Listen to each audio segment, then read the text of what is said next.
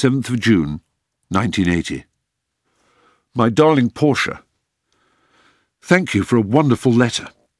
After your completely justified criticism of my terrible style of letter writing, this is going to be completely tricky. It just seems to gush out of you like a geyser, and I'm not too hot at that kind of thing. Also, your handwriting is completely perfect, like everything else about you, of course, and mine is completely illegible. I thought of responding to your little extra, which was fantastic, by the way, by spraying this envelope with eau de cologne or aftershave, but I haven't got any. I don't suppose the linseed oil I use for my cricket bat would entice you. Thought not. I'm so sorry you had a row with your family. Would it help at all if you were to tell Peter, there, I said it, that I'm completely poor? We never go abroad for holidays.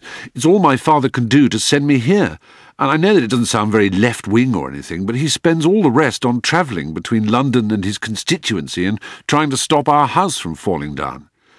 If I had any brothers or sisters, I'd probably— By the way, where on earth did you get prolly from? Have to wear their hand-me-downs. As it is, I wear his.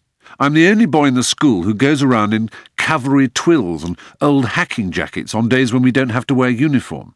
I even wear his old boater, which is almost orange with age, and the edge of the brim is chipped.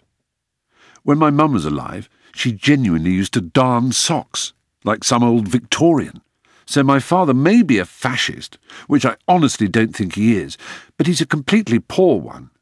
Also, I told him that I met a girl in London, and he was very pleased. He didn't hit the roof at all when I said you had a Saturday job from school, working as a waitress at a hamburger restaurant. In fact, he said it sounded like you had some initiative. And as for the Jewish thing, he was very interested and wondered if your family were refugees from Hitler. He had something to do with the war crimes in Nuremberg.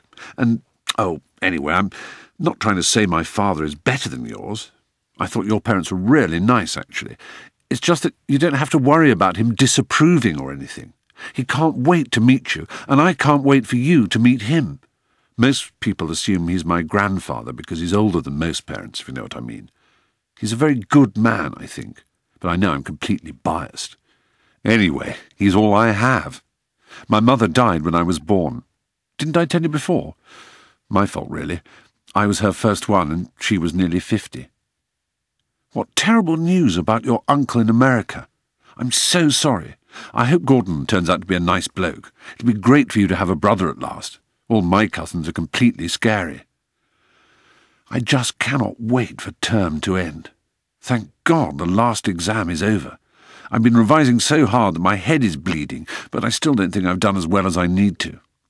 Boring school gossip number 1. I've been made head boy. Ta-ra! We call it captain of school, actually. Just for next term, but I'll be too busy revising for Oxford entrance for it to mean much. More on that subject in a bit. Anyway, by the time you get to my age, all the glamour goes out of authority. It just becomes hard work and endless meetings with the headmaster and school monitors. We call prefects monitors here, don't ask me why. Number 2. The sailing club is going to the west coast of Scotland this August. The master in charge has invited me along. For 2 weeks. The very same 2 weeks you and your family are going to Italy. So it's the same 2 weeks we would have been away from each other anyway. For the rest of the time I'll be staying in my father's flat in Victoria, and you'll be there with me as much as possible, I hope. Are you going to get a job at the Hard Rock again?